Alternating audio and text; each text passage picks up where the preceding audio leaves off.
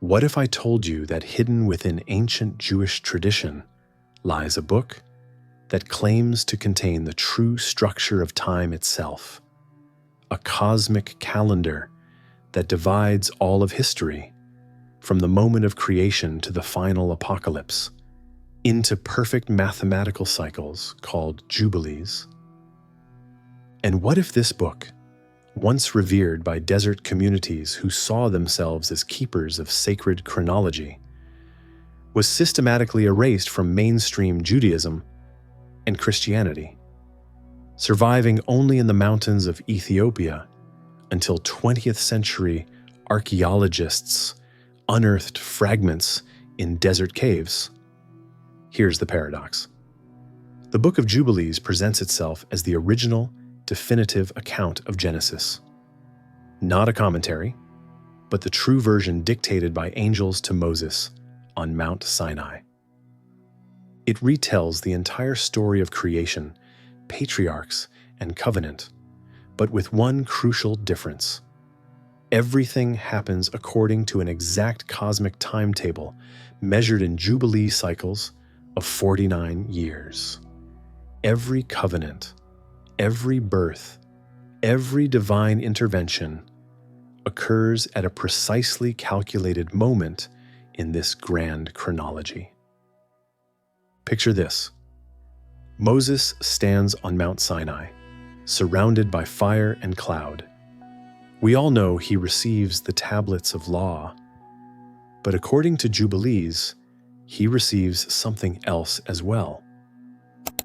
An angel called the Angel of the Presence unfolds before him the tablets of cosmic chronology, a complete history of time itself, stretching from the first day of creation through ages yet to come. The angel reveals that time is not random, not arbitrary, but structured according to divine mathematics. A 364-day solar year, perfectly divisible into 52 weeks, with history unfolding in Jubilee cycles that mirror the heavens themselves. Was this elaborate chronology divine revelation or sectarian invention? Was Jubilees preserving an ancient priestly tradition about the true calendar of creation? Or was it a calculated rewriting designed to establish the authority of a breakaway religious community? And why would getting the calendar wrong be considered not merely a technical error, but a cosmic catastrophe that separated the righteous from the damned? Today, we're going to explore one of the most fascinating and enigmatic texts from ancient Judaism, a book that dared to rewrite Genesis itself in the language of cosmic time. We'll uncover why calendar disputes became holy wars, how time itself became a battleground between competing visions of divine order, and what this ancient obsession with sacred chronology might reveal about our own fractured relationship with time in an age of digital acceleration and ecological crisis. This is the story of the Book of Jubilees and the cosmic calendar that claimed to measure the heartbeat of creation itself. Let's begin with a question that should unsettle us. What gives any text the authority to rewrite Genesis? The opening book of the Hebrew Bible holds foundational status across three major world religions. It tells the story of creation, the fall, the flood, the patriarchs, narratives that have shaped Western civilization's understanding of origins, morality, and human destiny. To rewrite Genesis isn't mere commentary or interpretation. It's a claim to rival authority, to secret knowledge, to a more authentic version of the story. Yet that's exactly what the Book of Jubilees does. Composed sometime in the 2nd century, before the Common Era, probably between 160 and 150 BCE, during the tumultuous period of Hasmonean rule and cultural conflict in Judea.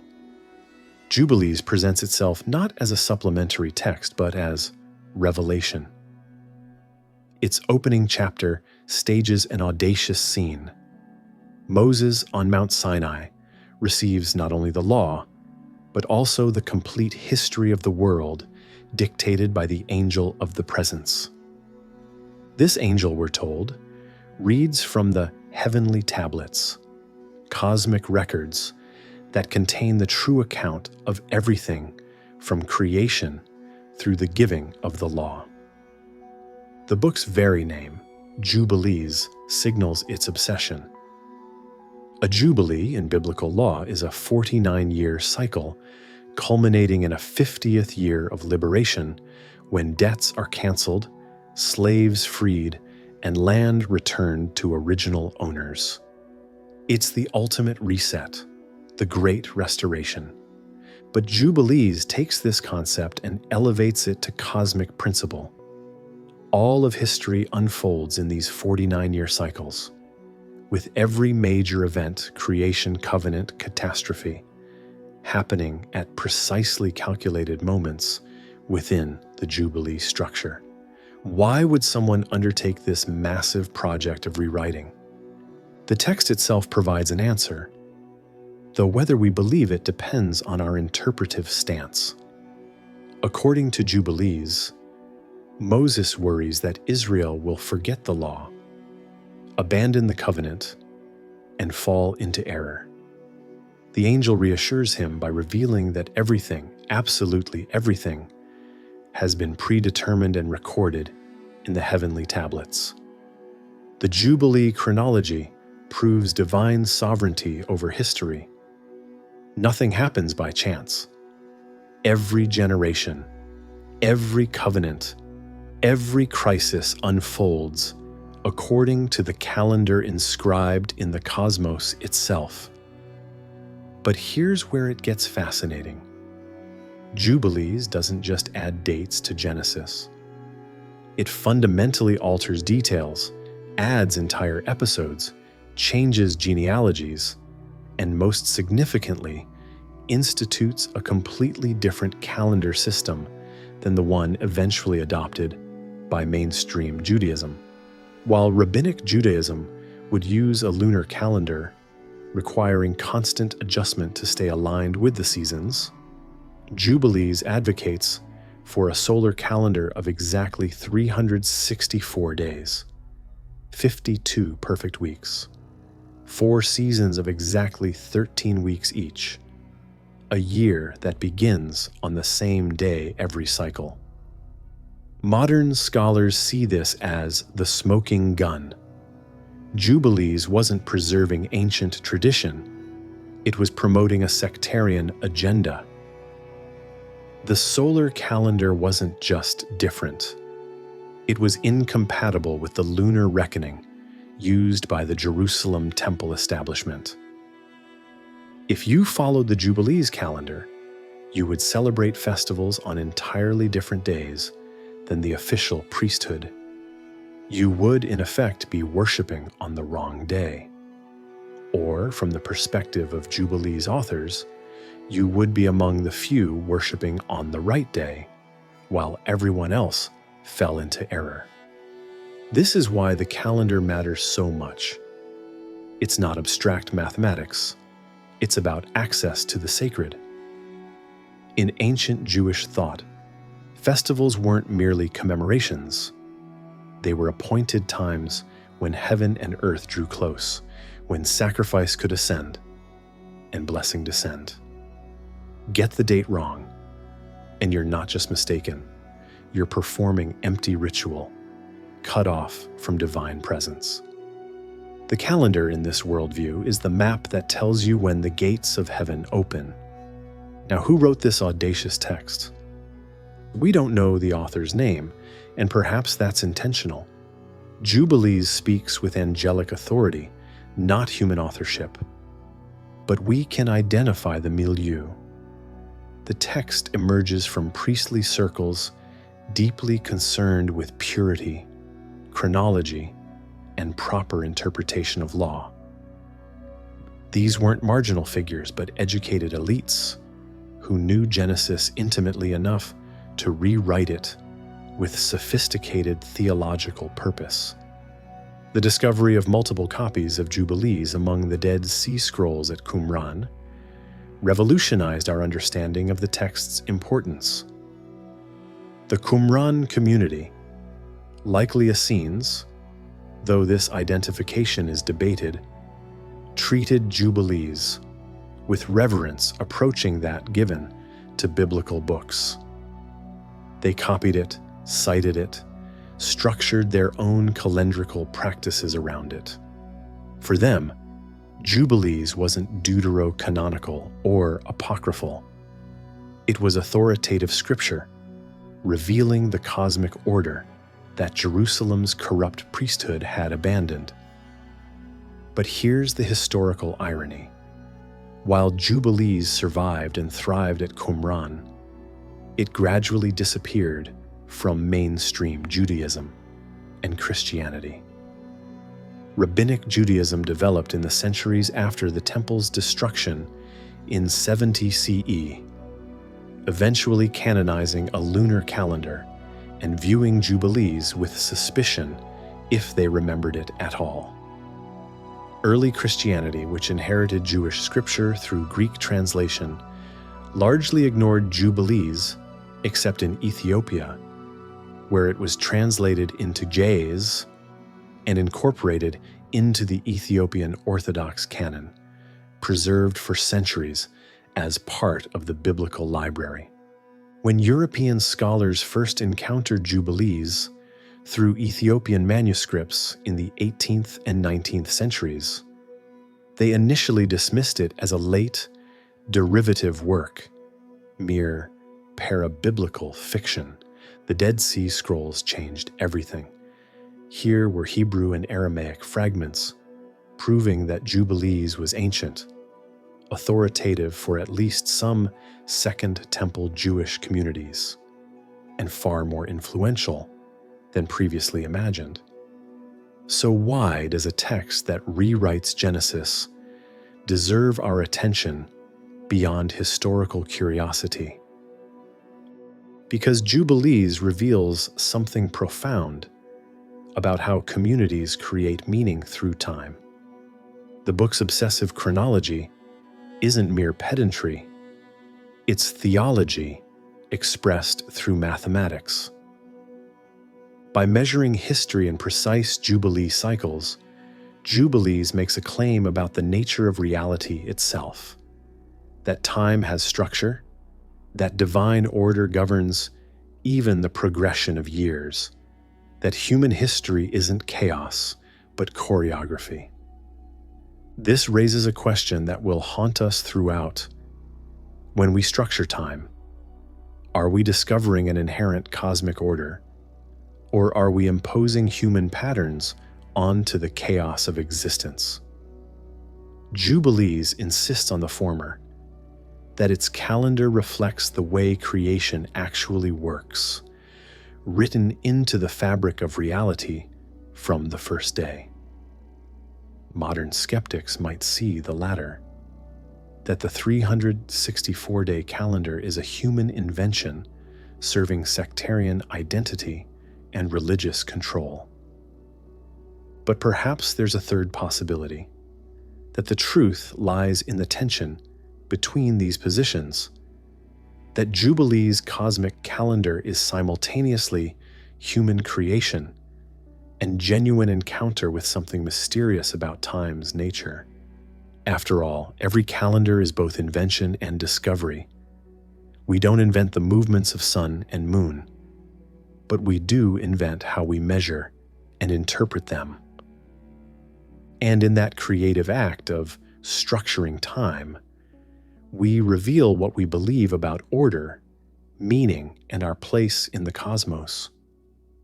The Book of Jubilees, then, isn't just a retelling of Genesis.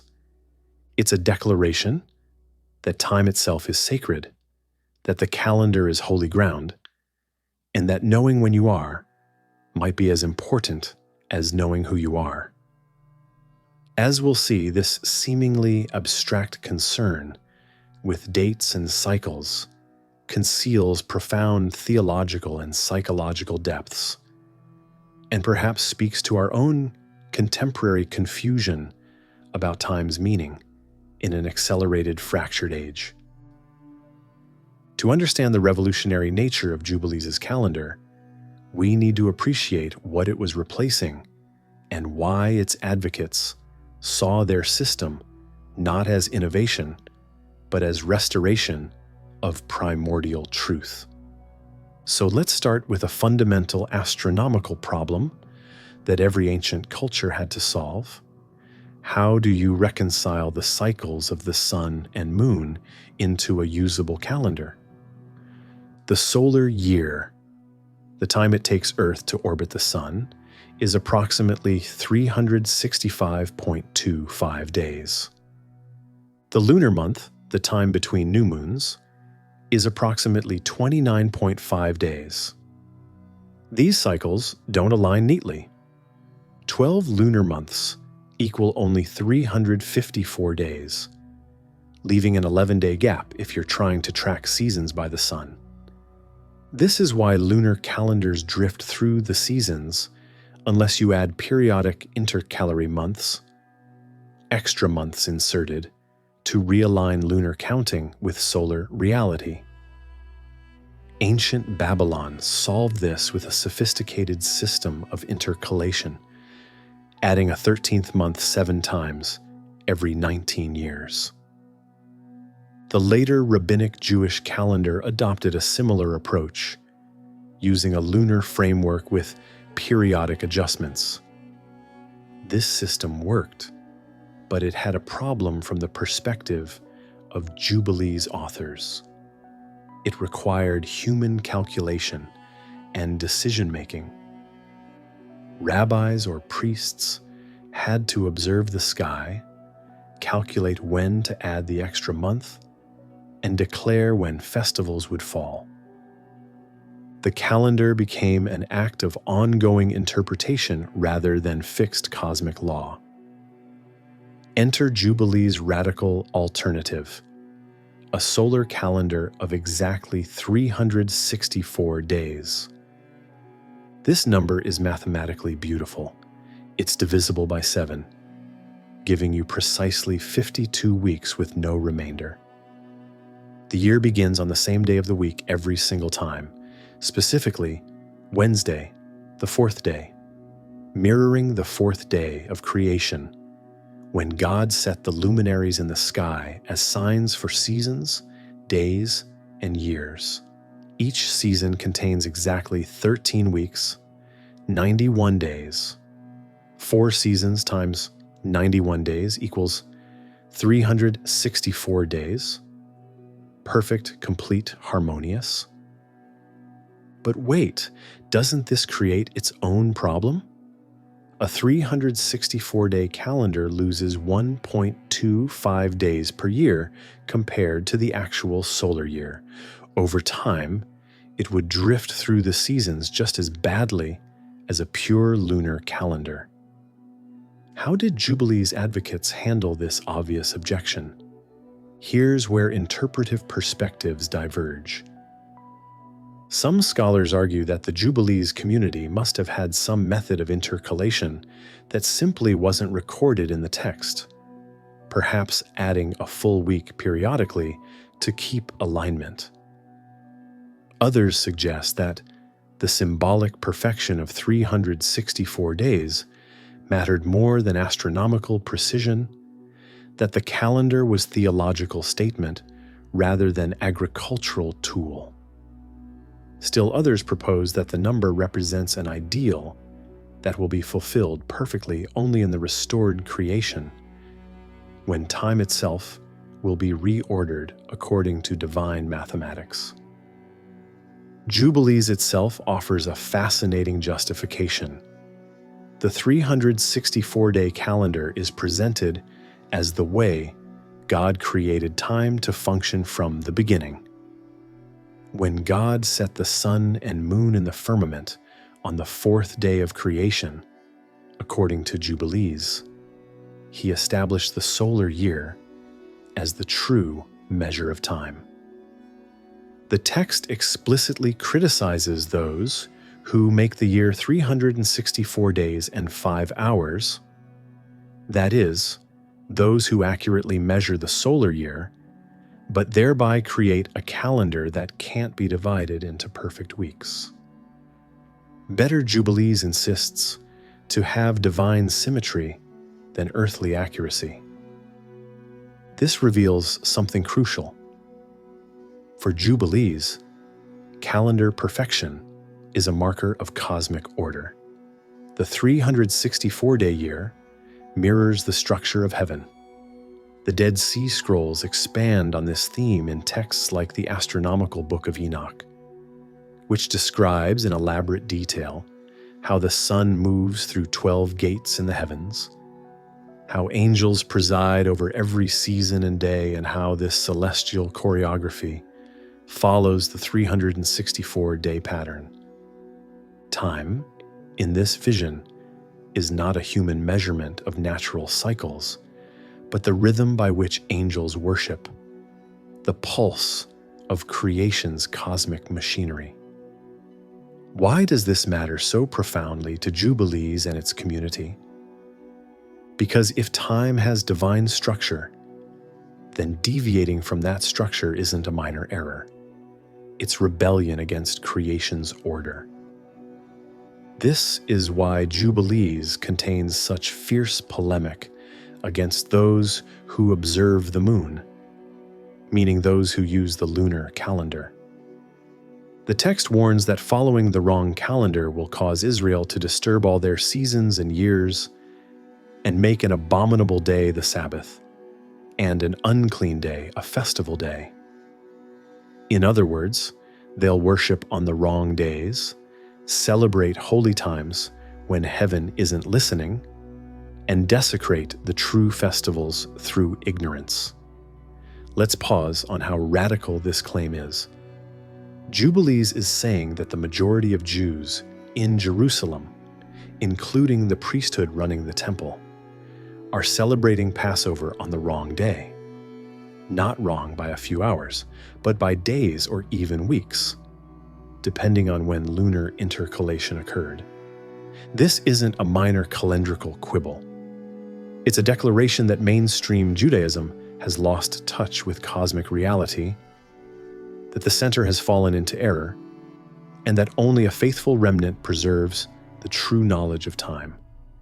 Now compare this to other ancient cosmologies and their relationship with time. The Babylonians, whom the Jews encountered during exile, had elaborate astral theology where heavenly bodies were divine or semi-divine beings whose movements determined earthly fate.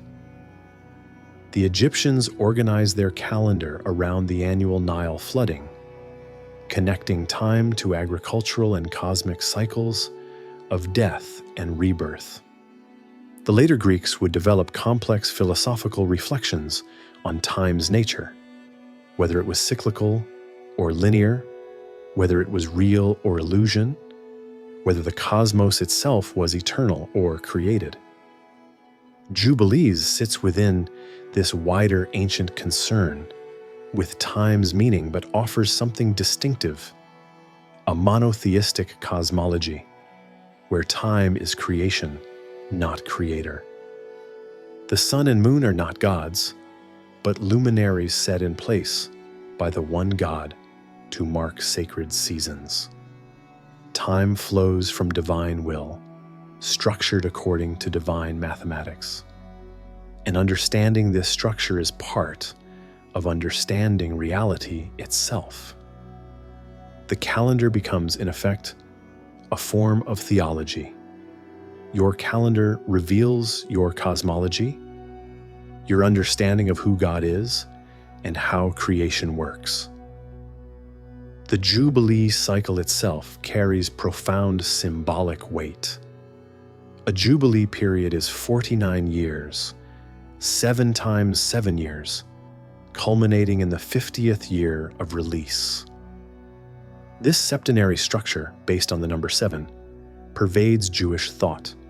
7 days of creation, 7th day Sabbath, 7-year sabbatical cycle, 7 times 7 leading to Jubilee. Jubilees extends this pattern to all of history, organizing time from creation through Moses in precisely calculated Jubilee cycles. What does this mathematical structuring accomplish psychologically and theologically? It transforms history into pattern, chaos into order, random events into cosmic choreography. When Jubilees dates Abraham's covenant to a specific year of a specific Jubilee cycle, it's not merely providing historical data. It's revealing that Abraham's life was woven into the fabric of cosmic time from the foundation of the world. Everything is appointed, ordained, part of the grand design. But this raises uncomfortable questions. Does such deterministic chronology leave room for human freedom? If history unfolds according to predetermined Jubilee cycles, are we merely acting out a script written before creation? Jubilees wrestles with this tension, insisting both that God has foreordained all things and that humans remain morally responsible for their choices. The calendar reveals what must be, but within that structure, humans still choose whether to align themselves with cosmic order or rebel against it. There's also a profound political dimension to calendar control that we shouldn't miss. In ancient societies, controlling the calendar meant controlling religious life, agricultural planning, legal obligations, essentially social time itself. When Jubilees advocates for a different calendar than Jerusalem's priesthood, it's not merely proposing an alternative accounting system. It's claiming alternative authority to determine when the community gathers, when it celebrates, when it rests. The calendar becomes a declaration of independence from centralized religious control. This is why calendar disputes were so bitter in Second Temple Judaism. At Qumran, the community explicitly identified itself as those who separate from the congregation of men of iniquity, partly because they refused to worship according to the Jerusalem temple calendar. They saw themselves as a faithful remnant, maintaining cosmic order, while the mainstream fell into chronological chaos. Their rival calendar was simultaneously protest, identity marker, and claim to exclusive access to divine truth. And here's where Jubilee's calendar confronts us with a question that transcends historical curiosity. What happens when time itself becomes contested?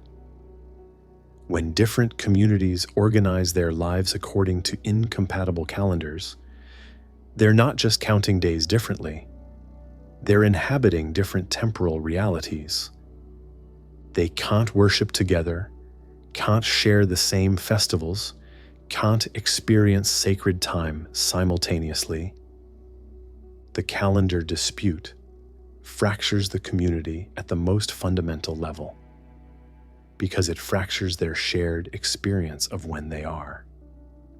Perhaps this ancient calendar war illuminates something about our own moment.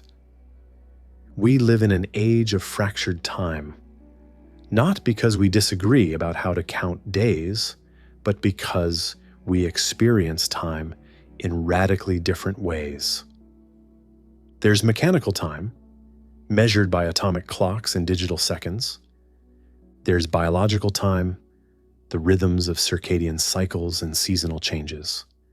There's social time, structured by work schedules and cultural calendars. There's psychological time, which stretches and compresses based on experience. There's ecological time, operating on scales from microseconds to geological epochs. When Jubilees insisted on a perfectly ordered 364-day calendar, was it grasping at something we've lost? A unified sense of cosmic time that integrates human, natural, and divine rhythms? Or was it imposing an artificial order that could never quite match the messy reality of astronomical cycles? Perhaps both. Perhaps the tragedy and the beauty of any calendar is that it simultaneously reveals and conceals, orders and constrains, connects us to cosmic patterns, and separates us from their wild complexity. The calendar of heaven, as Jubilees envisions it, is ultimately about more than counting days. It's about whether time has meaning, whether history has structure, whether the universe operates according to principles we can know and align ourselves with, or whether all such order is human projection onto a cosmos that runs according to its own inscrutable logic, indifferent to our measurements and meanings. Let's confront a question that might seem absurd to modern sensibilities. How could intelligent, devout people turn calendar disputes into grounds for religious schism? We're talking about dates on a chart, the mechanics of timekeeping. Surely people could agree to disagree and maintain religious unity despite calendrical differences. But this perspective misunderstands what was actually at stake. In the worldview of Second Temple Judaism, the calendar wasn't arbitrary convention, but cosmic reality. Getting the date wrong didn't merely mean celebrating Passover on an inconvenient day. It meant standing before God, offering sacrifice and praise when heaven's gates were closed, when angels were performing different liturgy, when the appointed time had passed or not yet arrived. It meant severing yourself from the synchronized cosmic worship that Jubilees and related texts describe as the true purpose of festivals, the moment when earthly and heavenly liturgies align. To grasp the intensity of these disputes, we need to understand the political and religious context of 2nd century BCE Judea. This was the age of Hellenistic cultural conflict, when Greek culture and power challenged traditional Jewish identity. The Maccabean revolt had erupted partly in response to Hellenizing reforms that included, among other outrages, interference with the temple cult and priestly succession. In this charged atmosphere, questions about correct practice weren't academic but existential. What does it mean to be faithful to covenant when the priesthood itself might be compromised? Enter the Hasmonean dynasty, descendants of the Maccabees, who combined royal and priestly power, a combination that many saw as illegitimate, since they weren't from the traditional high priestly line. The Hasmoneans controlled the temple, determined the calendar, and defined official Jewish practice. But not everyone accepted their authority. Various groups, Pharisees, Sadducees, Essenes, and others not clearly named in our sources, developed competing visions of authentic Judaism. The calendar became one crucial battleground in this contest for religious legitimacy. The Jerusalem temple establishment used a lunar calendar that required periodic intercalation, decisions made by priestly or rabbinic authority. This system had the advantage of long tradition and practical flexibility. It aligned roughly with Babylonian and Persian calendrical systems that Jews had encountered during exile. It worked, but for those who rejected the legitimacy of the current priesthood, the lunar calendar's requirement for ongoing human decision-making was a vulnerability. How could you trust corrupt priests to declare the right day for festivals? What if their calculations were wrong, motivated by politics rather than piety? The need for constant adjustment made the lunar calendar seem arbitrary, subject to human error and manipulation. The solar calendar of Jubilees offered an alternative that claimed to transcend human authority. A 364-day calendar, perfectly divisible into weeks, requires no intercalation, no priestly declaration, no ongoing adjustment. It simply is, built into creation's structure, the same every year. If you know the calendar, you don't need priests to tell you when Passover falls. You can calculate it yourself from fixed principles. The calendar becomes democratic, portable, preserved in the text, rather than controlled by authorities in Jerusalem. This is why the Qumran community embraced Jubilees so enthusiastically. The Dead Sea Scrolls preserve numerous texts concerned with the 364-day calendar, astronomical treatises, liturgical calendars, texts describing priestly courses and festival timing. These weren't merely reference materials, but theological manifestos. We know the true calendar. We worship at the true times. We maintain alignment with cosmic order, even though the temple has fallen into error. The Qumran evidence reveals that this wasn't a minor group obsession, but a central organizing principle of community identity. The community called itself the Yahad, the united, the unified, partly because they shared this unified understanding of sacred time. They saw themselves as a priesthood in waiting, maintaining proper practice until they could reclaim the temple and restore correct worship. The calendar was both symbol and substance of this claim to be the faithful remnant. But here's where the historical picture becomes fascinatingly complex. Evidence suggests that calendar disputes went deeper than simple binary opposition between lunar and solar systems. Some scholars detect multiple calendar traditions even within the solar calendar camp. Debates about exactly how to calculate the 364-day year, when to begin each season, how to handle the gap between 364 days and the actual solar year.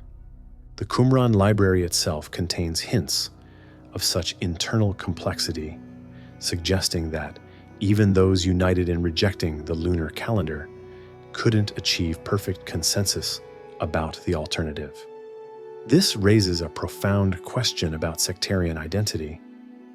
Does unity require absolute agreement about details, or can communities cohere around broad principles while tolerating some variation?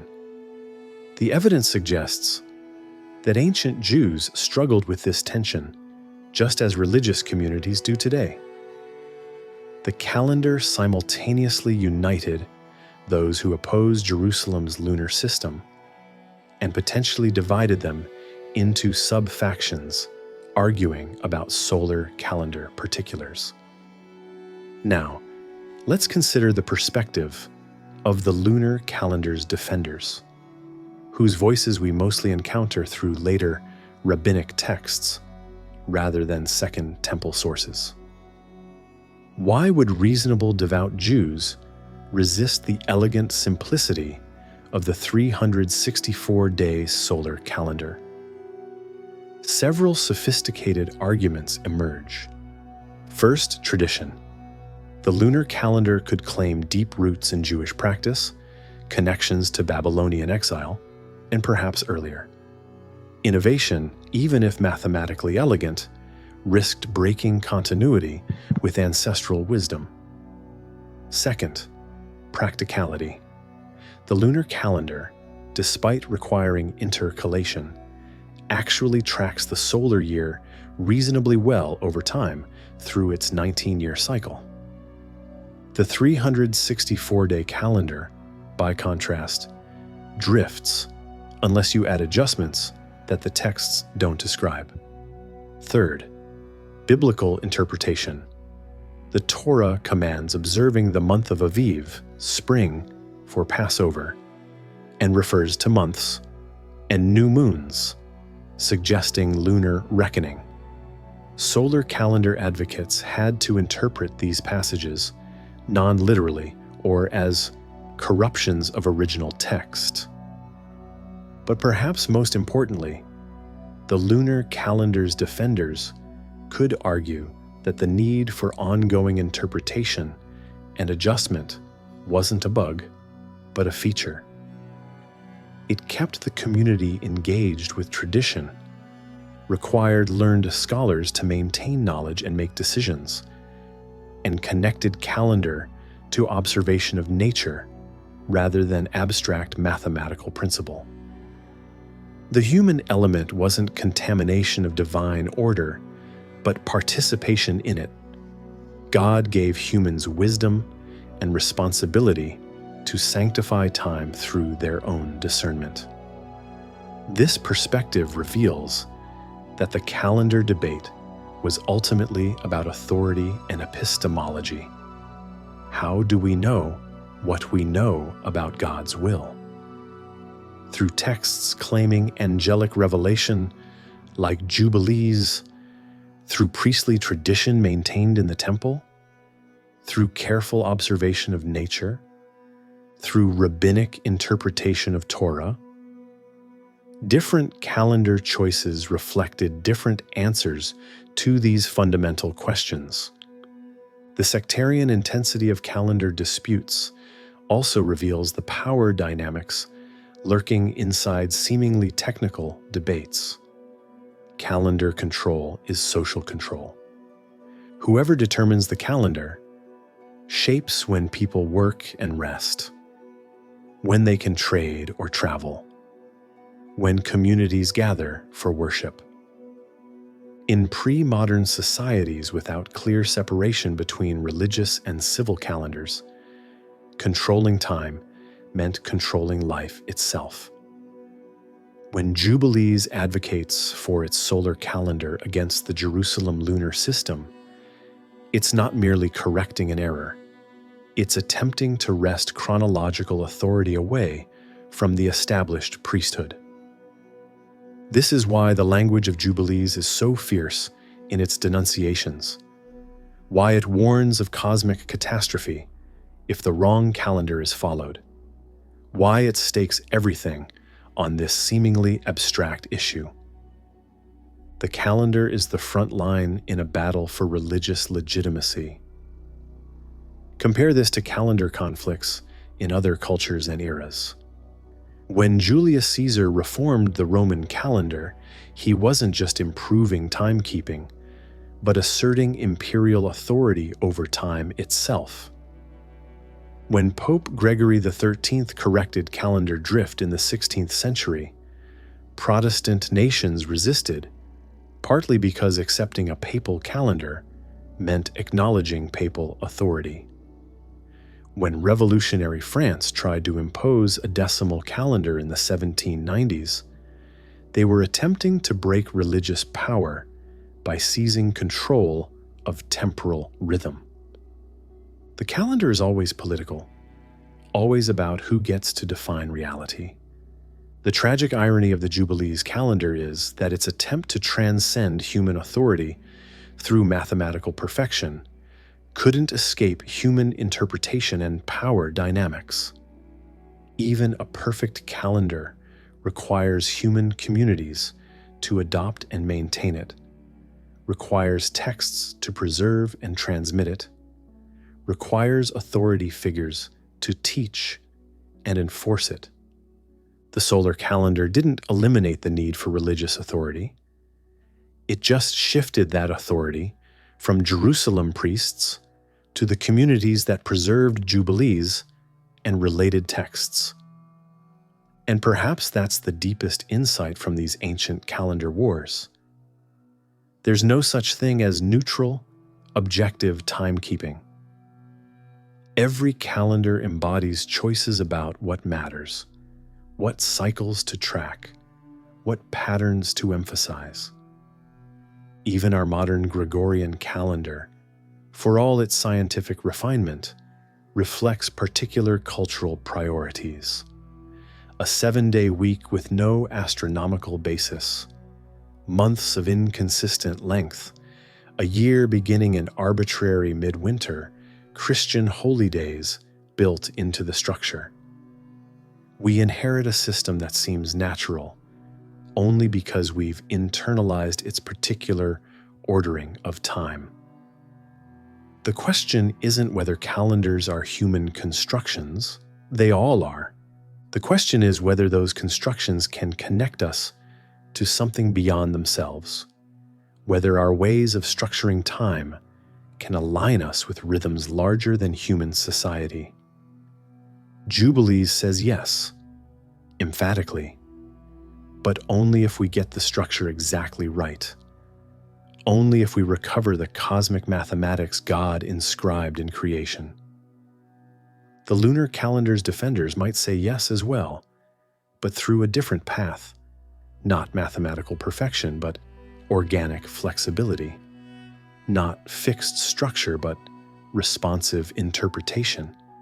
Or perhaps both were grasping at different aspects of time's mystery. And the truth lies not in choosing one calendar over the other, but in recognizing that time itself escapes perfect capture, that any calendar is simultaneously revelation and prison, connection and limitation. The war over sacred time couldn't be won because time itself is larger than any human system for measuring it, even systems claiming angelic origin. What if time isn't just the medium through which events occur, but a message, a symbolic language through which divine order communicates itself? This is the radical proposition embedded in Jubilees' elaborate chronology.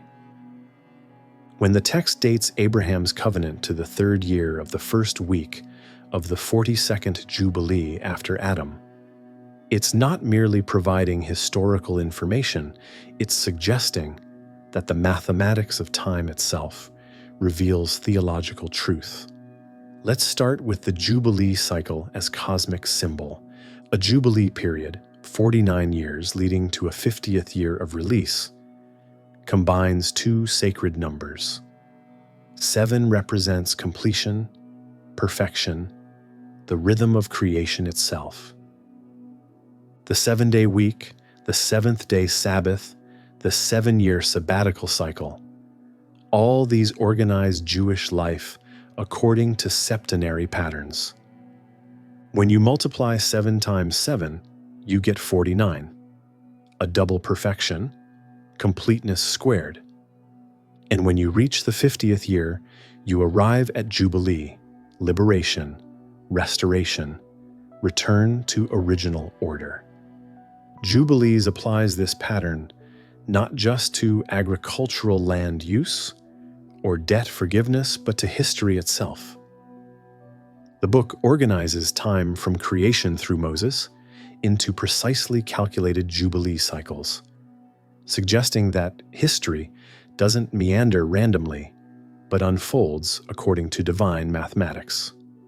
Every major event, the flood, God's covenant with Noah, Abraham's calling, the Exodus, occurs at a moment predetermined within the Jubilee structure, inscribed in the heavenly tablets before creation.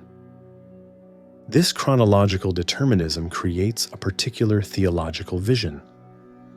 History as liturgy, time as worship, the progression of ages as cosmic ritual. Just as temple worship followed precise schedules, daily sacrifices at appointed hours, weekly Sabbath, annual festivals, so cosmic history follows its own sacred timetable. The universe itself performs liturgy, moving through appointed times toward an appointed consummation. But notice what this vision does psychologically. It transforms anxiety about chaos and meaninglessness into confidence in divine order. If every moment is predetermined, inscribed in heavenly tablets, then nothing happens by accident. Suffering isn't random. Persecution isn't evidence that God has lost control.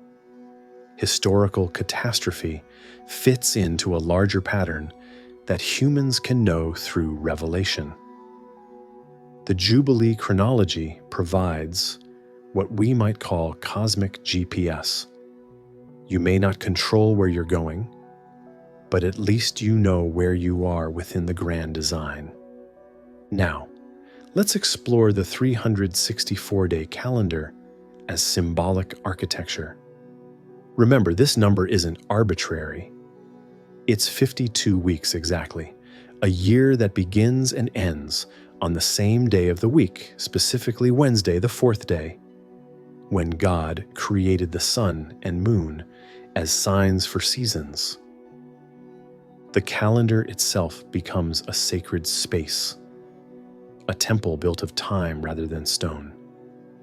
Consider the symbolism of perfect divisibility. The 364-day year divides into 4 seasons of 91 days each, 4 quarters that mirror the 4 cardinal directions, the 4 winds, the 4 corners of the earth. Each quarter contains 13 weeks. 13, a prime number, indivisible, creating a kind of sacred mathematics. 12 months fit into this structure as well, with months of 30 or 31 days arranged, so that festivals always fall on the same day of the week each year. This regularity transforms the calendar into a kind of mandala, a sacred diagram of cosmic order. The year isn't a chaotic cycle requiring constant human intervention, but a perfect circle that eternally returns to its starting point. Time becomes geometry, history becomes architecture, and the shape of that architecture reveals the mind of the divine architect. Jubilees also deploys time symbolically through its treatment of the patriarchs. The text obsessively dates their lives, when they were born, when they married, when they received covenant, when they died, always within the Jubilee framework. This accomplishes something profound. It makes the patriarchs not just historical figures, but temporal archetypes, human lives that embody cosmic patterns. For example, Jubilees carefully structures Abraham's life so that his crucial moments align with sabbatical and Jubilee years. His covenant comes at a moment of temporal significance, suggesting that Abraham himself is woven into creation's fabric, that his personal biography reflects universal design. The patriarchs become living jubilees, human calendars, their lives testifying that individual existence participates in cosmic order. This symbolic use of chronology connects to a broader ancient cosmology, where microcosm mirrors macrocosm, where the human body reflects the structure of the universe, where the temple corresponds to cosmic architecture, where personal life recapitulates cosmic history. Jubilees extends this principle to time. Individual biography mirrors universal chronology. Personal history reflects cosmic history. And knowing your place in the Jubilee cycle means knowing your place in creation itself. But let's push deeper into the psychological and spiritual dimensions of this temporal symbolism. What does it mean existentially to live inside such precisely measured time? On one hand, it offers profound security.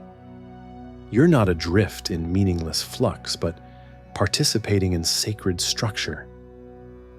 Every day has significance because every day fits into Jubilee mathematics, connects to cosmic order, contributes to the grand design. On the other hand, doesn't such deterministic chronology risk crushing human agency beneath the weight of predetermined patterns? If everything unfolds according to heavenly tablets, what room remains for genuine choice, for spontaneity, for the unpredictable freedom that makes us human rather than automata acting out a cosmic script? Jubilees wrestles with this tension without fully resolving it. The text insists both that God has foreordained everything and that humans bear moral responsibility for their choices. The calendar reveals what must be, but within that structure, humans still choose whether to align themselves with divine order or rebel. It's a paradox that would echo through later Jewish and Christian theology. How to hold together divine sovereignty and human freedom, cosmic determinism, and personal responsibility. The angel who instructs Moses in Jubilees isn't just teaching dates, he's teaching a way of experiencing reality. Time, according to this vision, isn't secular and empty, waiting for humans to fill it with meaning. Time itself is sacred, pregnant with significance, structured according to principles that reflect divine nature. To know the calendar is to know God, or at least to know something about the order God has woven into creation. Compare this to other ancient cosmologies and their symbolic uses of time. Egyptian thought organized time around the annual Nile flood, cosmic death and rebirth, cyclical return. Ma'at, divine order, truth, balance, had to be continually re-established against chaos's encroachment. Time was cyclical, but also fragile, requiring human and divine effort to maintain patterns against entropy. Greek philosophy, by contrast, often treated time with suspicion.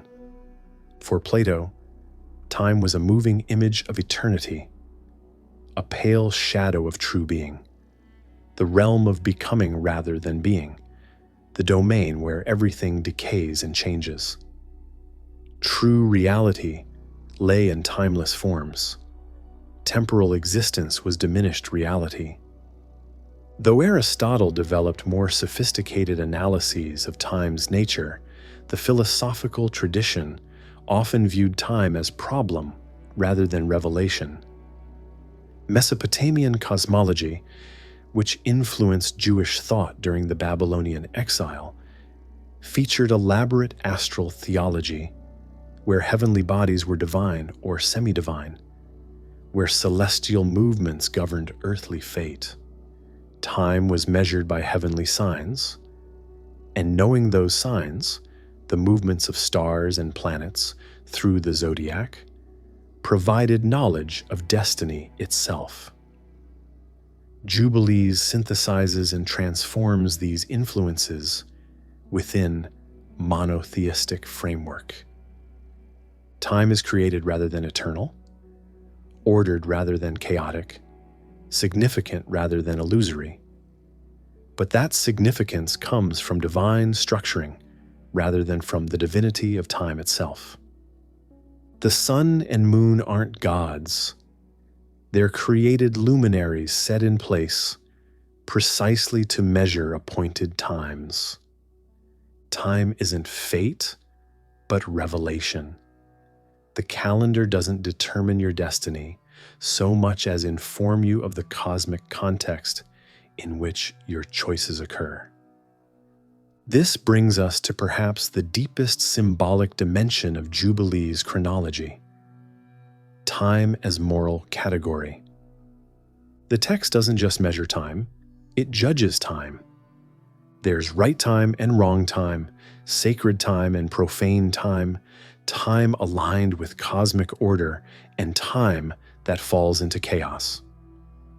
The calendar becomes an ethical divide.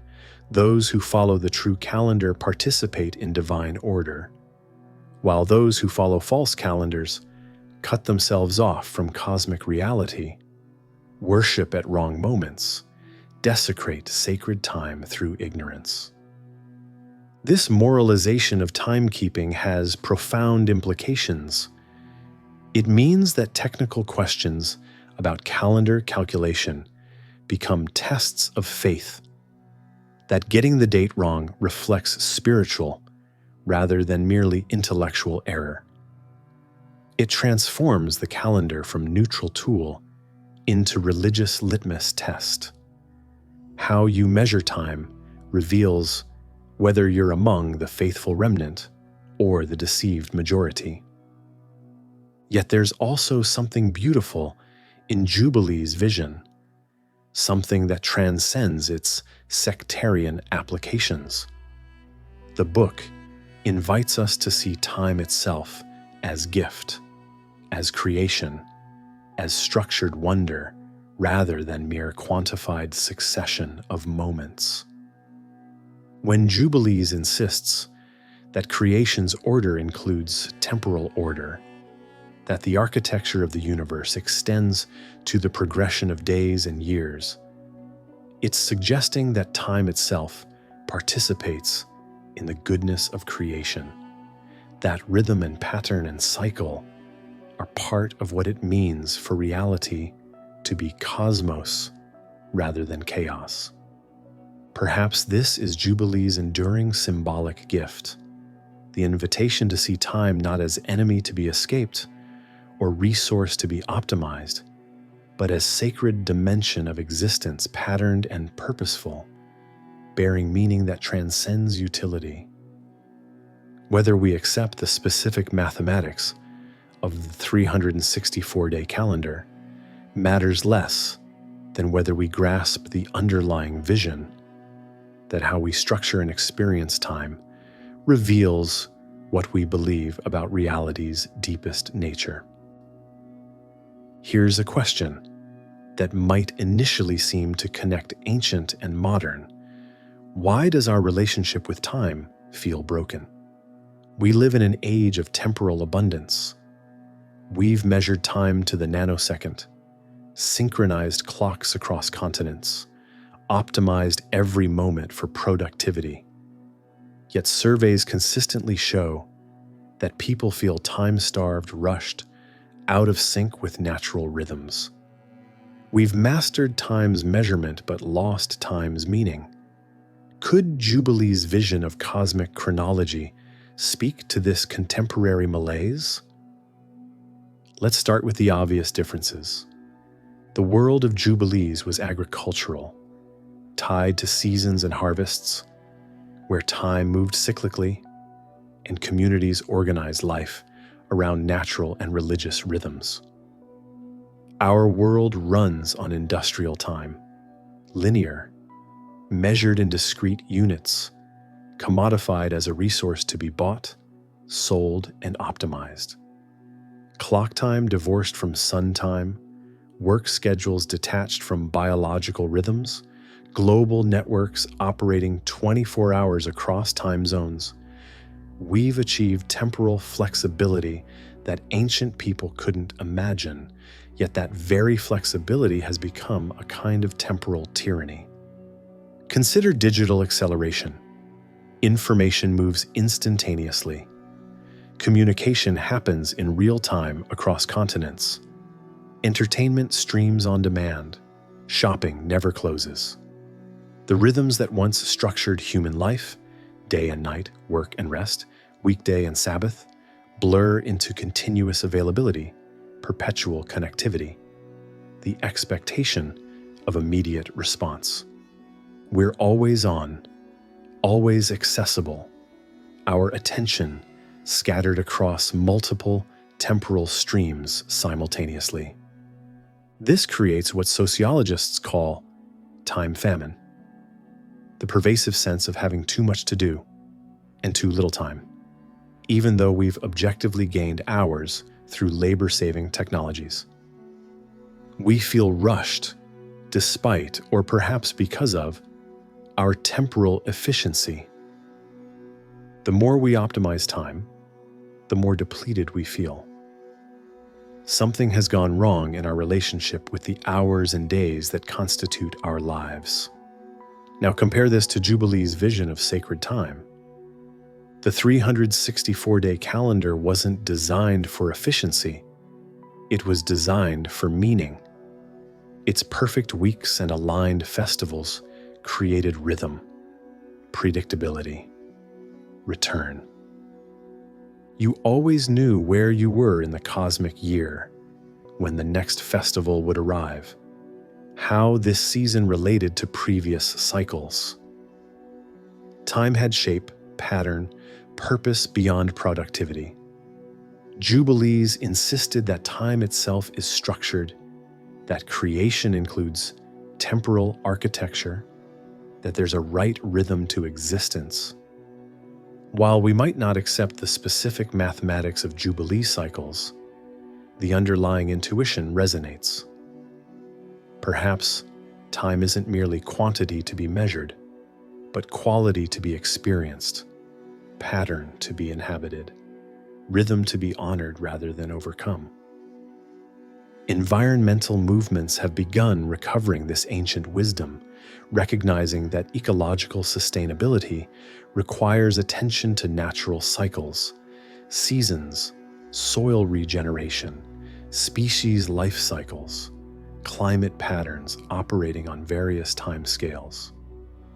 The concept of ecological time challenges industrial time's logic. You can't force a forest to grow faster without consequences, can't rush the cycles that restore soil fertility, can't ignore the decades and centuries it takes for ecosystems to reach equilibrium.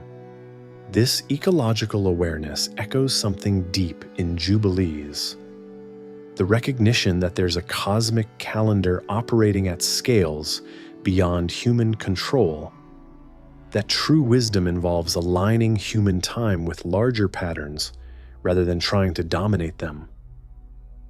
The Jubilees' 7x7 rhythm before the year of release mirrors ecological principles of rest, regeneration, letting the land lie fallow so it can restore itself.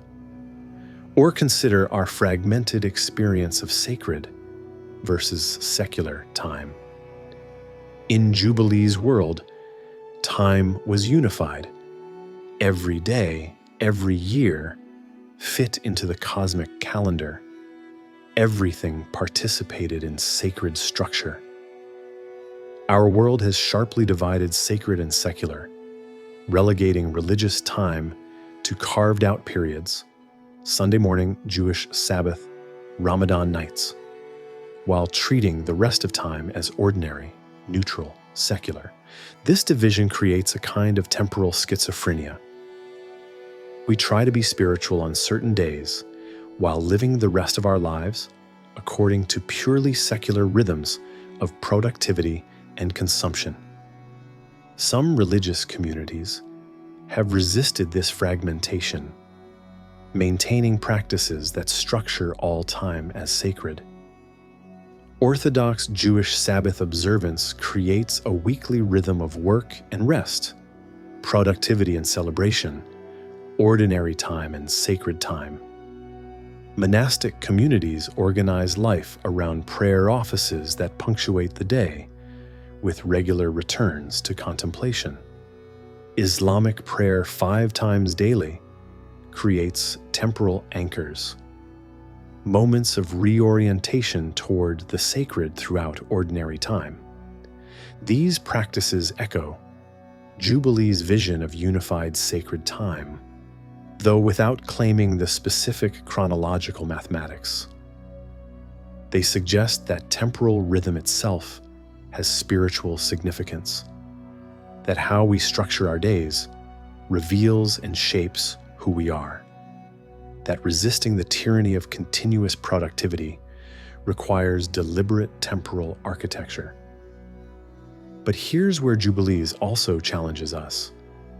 Its calendar vision was hierarchical, exclusive, dividing the enlightened few who knew true time from the deceived masses following false calendars. This sectarian impulse haunts many contemporary attempts to recover sacred time. Religious communities can use temporal practices as boundary markers, signals of who's in and who's out, creating temporal identities that separate rather than unite. Is it possible to recover a sense of time's sacred structure without falling into the exclusivism that turned ancient calendar debates into holy wars? Can we honor rhythm, pattern, and meaning in time without claiming that our particular way of measuring is the only true way? This is perhaps our contemporary challenge, to find temporal practices that connect us to something larger than individual experience without creating new divisions between those who do time right and those who do it wrong. Another modern parallel, the crisis of attention and presence. We're physically in one place while mentally scattered across multiple temporal zones, scrolling through yesterday's news, planning tomorrow's tasks, monitoring real-time notifications, binging last decade's television. Our bodies occupy clock time, while our minds fragment across past, present, and future. We're temporally everywhere and nowhere, perpetually distracted from the actual moment we're living. Mindfulness movements try to address this through practices of presence, bringing attention back to the immediate now. But there's something limited about pure present focus, something that Jubilee's cosmic vision helps clarify. Humans don't just live in the instant. We live in patterns that connect past, present, and future. We need not just presence, but temporal integration, ways of experiencing that honor the instant, while also recognizing how it fits into larger cycles of days, seasons, years, generations. Jubilees offers a model of such integration. Each day has meaning both in itself and as part of weekly cycles, seasonal patterns, Jubilee progressions. You're present to the immediate, while also aware of your place in larger rhythms. Time has depth, layered significance, connections extending backward to creation and forward to consummation. This might be closer to what we actually need than simple presence, a sense of inhabiting time rather than racing through it, of participating in patterns that transcend individual moments. Perhaps most provocatively, Jubilee's vision challenges contemporary assumptions about progress. Our dominant cultural narrative treats time linearly, moving from primitive past through developed present toward improved future, from ignorance to knowledge, scarcity to abundance, backwardness to advancement. Time's arrow points forward, and progress consists of escaping the past's limitations. Jubilees offers a cyclical counter-narrative. Time moves in Jubilee patterns that repeat, each cycle returning to restoration and release. The point isn't to escape time, but to understand its rhythms, not to progress beyond creation's order, but to align with it. While Jubilees does have an apocalyptic dimension, history moves toward consummation. That consummation involves not transcendence of creation, but its fulfillment, not escape from time, but time's perfection. This cyclical vision resonates with growing awareness that progress narratives have failed us ecologically and spiritually. Endless growth, linear advancement, perpetual innovation, these temporal metaphors have driven us to ecological overshoot and psychological exhaustion. Perhaps we need what Jubilees intuited: patterns of return, rhythms of rest and release, cycles that honor limits rather than trying to transcend them eternally. Yet we shouldn't romanticize ancient chronology or imagine we can simply return to pre-modern temporal experience. The world has changed. Global interconnection, technological acceleration, awareness of cosmological and geological timescales. We can't unknow what modernity has revealed about time's nature and our relationship with it. The question isn't whether to go back, but whether ancient wisdom about sacred time can inform new temporal practices appropriate to our context. What might that look like? Perhaps Sabbath economics that challenge endless productivity, building regular rest into economic structures. Perhaps ecological policy that honors natural cycles rather than trying to dominate them. Perhaps educational practices that resist constant acceleration, allowing time for depth and contemplation. Perhaps personal disciplines that create temporal rhythms, morning practices, evening reflection, weekly rest, seasonal celebration, that structure ordinary time as meaningful rather than merely utilitarian. These wouldn't be returns to Jubilee's specific calendar, but applications of its underlying insight. That time itself deserves attention, that rhythm matters, that how we structure our days and years reveals what we value and shapes who we become. The calendar is always political, always theological, always psychological, and ours is no exception, even though we pretend it's merely neutral measurement. Here's the haunting question Jubilees leaves us with.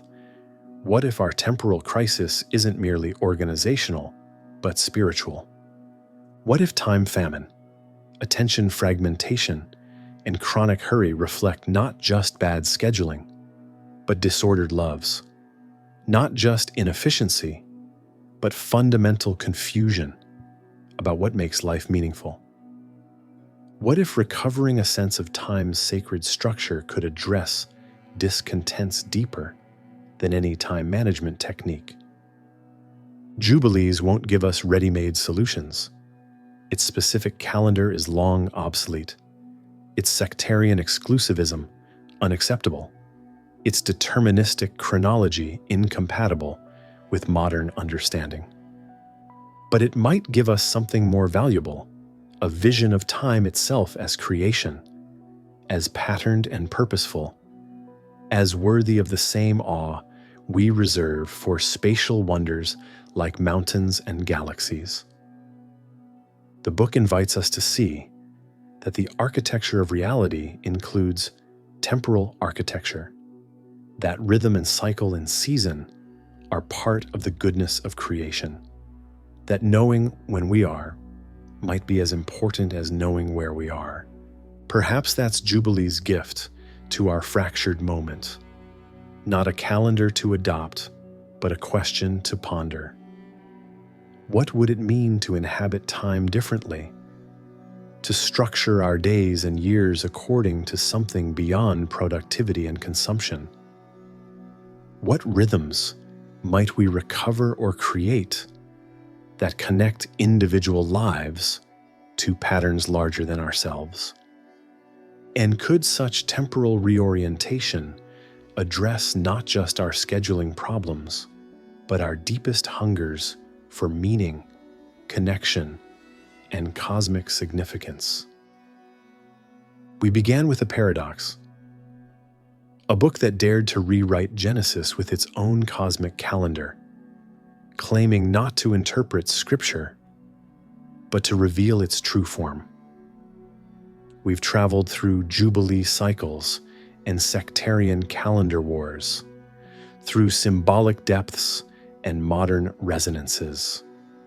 Now, as we conclude, let's return to our original question with new understanding. Was the Book of Jubilees divine revelation, sectarian innovation, or something that escapes easy categorization? Perhaps all three simultaneously. Jubilees is certainly a sectarian text, emerging from specific historical conflicts, promoting particular calendar practices, serving the identity needs of communities that saw themselves as faithful remnant against corrupt mainstream. But it's also genuinely revelatory, offering profound insights about time's nature, history's meaning, and the human hunger for cosmic order. And it's innovative, creatively rewriting Genesis in service of theological vision that transcends mere historical reporting. The genius of Jubilees lies not in its specific chronological claims, which modern scholarship rightly views with skepticism, but in its insistence that time itself matters theologically. Against cultures that treated time as mere backdrop for events or as enemy to be escaped, Jubilees declares that time is creation, that the progression of days and years reflects divine order, that calendar questions are ultimately questions about reality's deepest structure. This insight remains vital even when we reject Jubilees' specific applications.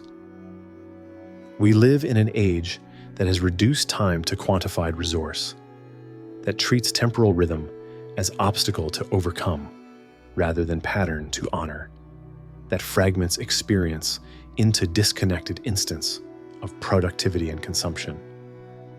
Jubilees invites us to ask whether we've lost something essential in our mastery of time's measurement, some sense of temporal meaning that connects individual moments to cosmic patterns.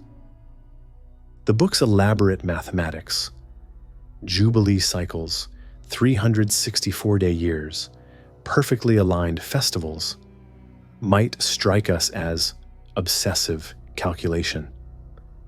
But perhaps it's better understood as poetry, as symbolic language for expressing truths that resist plain statement. The numbers and dates aren't just historical data. They're theology expressed through the language of time, cosmology articulated through the rhythm of seasons and years. And the calendar wars that Jubilees helped ignite, they reveal that seemingly technical debates always conceal deeper contests about authority, identity, and access to the sacred.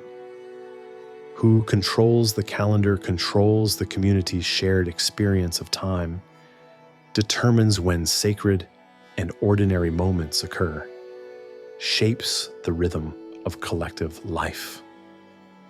This remains true today, even though our calendars pretend to be neutral and scientific rather than religiously charged. What then should we take from our journey through the Book of Jubilees? Not a calendar to adopt. The 364-day solar year is long obsolete, and its sectarian exclusivism is rightly rejected. Not blind nostalgia for pre-modern temporal experience, we can't unknow what modernity has revealed about time's nature. But perhaps a question to carry forward. how might we recover a sense of time's sacredness appropriate to our context? This might look like Sabbath practices that resist perpetual productivity. It might look like ecological awareness that honors natural cycles rather than trying to dominate them. It might look like personal rhythms that create islands of contemplation in seas of acceleration. It might look like communal celebrations that mark seasons and passages rather than letting years blur into undifferentiated succession of days. The specific forms will vary, but the underlying principle remains. Time itself deserves our attention, our reverence, our deliberate structuring according to something beyond efficiency and profit. The calendar is never neutral. It always embodies choices about what matters, what rhythms to honor, what patterns to cultivate. We inherit a system that treats time as secular resource. Perhaps we need to recover the ancient intuition that time itself is sacred dimension of existence. Jubilees also leaves us with a final paradox about order and freedom. The book's deterministic chronology can feel suffocating. Everything predetermined, inscribed in heavenly tablets before creation, leaving no room for genuine surprise or spontaneity. Yet there's also something liberating in its vision, the assurance that history has meaning, that apparent chaos unfolds according to pattern, that nothing happens by pure accident. Too much order crushes human freedom. Too little leaves us adrift in meaningless flux. Perhaps wisdom lies in holding both, inhabiting patterns that give structure and significance while remaining open to the unpredictable wonder that makes life worth living. The Book of Jubilees will never regain canonical status, and that's probably for the best. Its sectarian exclusivism, its rigid determinism, its specific calendar claims, all these rightly remain marginal to mainstream Jewish and Christian tradition. But the book deserves to be read, pondered, wrestled with, because it dared to ask questions that still haunt us. Does time have meaning? Is there cosmic order beneath apparent chaos? Can we know our place in creation's grand design? And what would it mean to structure our lives according to rhythms deeper than productivity and consumption? These questions don't have easy answers, and Jubilees itself offers responses we can't simply accept. But in an age of temporal fragmentation, digital acceleration, and ecological crisis, perhaps we need books that force us to think deeply about time's nature, even books whose specific claims we reject. Jubilees is such a book. Problematic, dated, sectarian, yet shot through with insights that transcend its historical limitations. So the next time you check your watch, glance at your calendar, feel the pressure of deadline and schedule an appointment, remember, you're participating in traditions of timekeeping that stretch back millennia, that embed choices about what matters and how life should be structured. The calendar you use reflects cosmology, even though it pretends to be neutral measurement. Time is never merely technical. It's always theological, political, psychological, shaping not just our schedules, but our souls. And somewhere in the mountains of Ethiopia, in the ruins of Qumran, in archives and manuscripts scattered across the world, the Book of Jubilees waits, a testament to human hunger for cosmic order, a reminder that our ancestors saw time itself as mystery worth exploring, a question mark that refuses to resolve into comfortable answer. The cosmic calendar it describes may be obsolete, but the questions it raises remain hauntingly contemporary. What time is it? Where are we in creation's grand cycle? And does the universe itself keep time to rhythms we've forgotten how to hear? Perhaps that's the deepest gift Jubilees offers. Not answers we can accept, but questions we need to keep asking. Invitations to wonder whether time itself might carry meanings we've learned to ignore.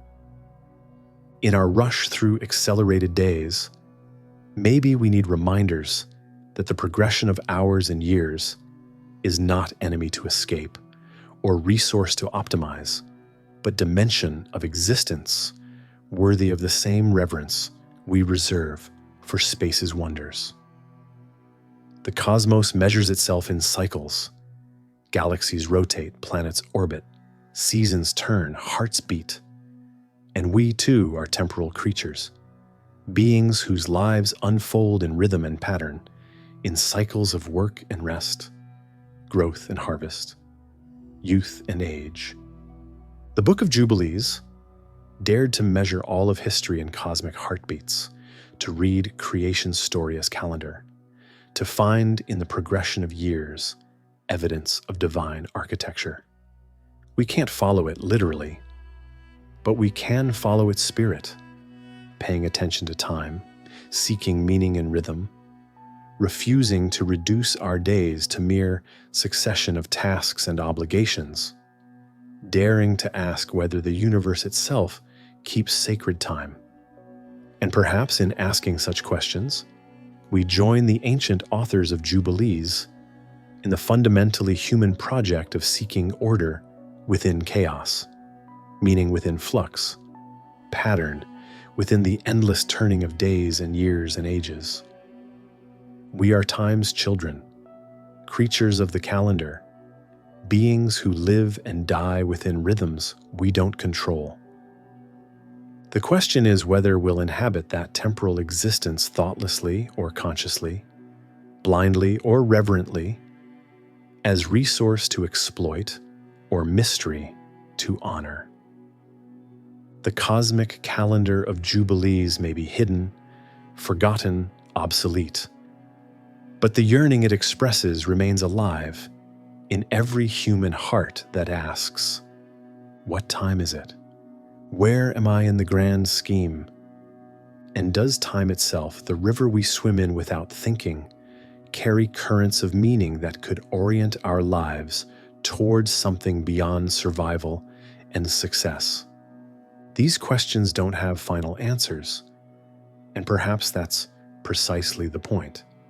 The calendar is never closed, the Jubilee cycles never end, and every moment remains an invitation to wonder whether time itself might be more sacred, more meaningful, more mysterious than our clocks and schedules suggest. In that wonder lies Jubilee's enduring relevance, not as blueprint to follow, but as provocation to think deeply about the temporal dimension of our existence, to see in every day an echo of creation's first day, to find in every year a fragment of cosmic order, to recognize that we are creatures of time seeking traces of the eternal.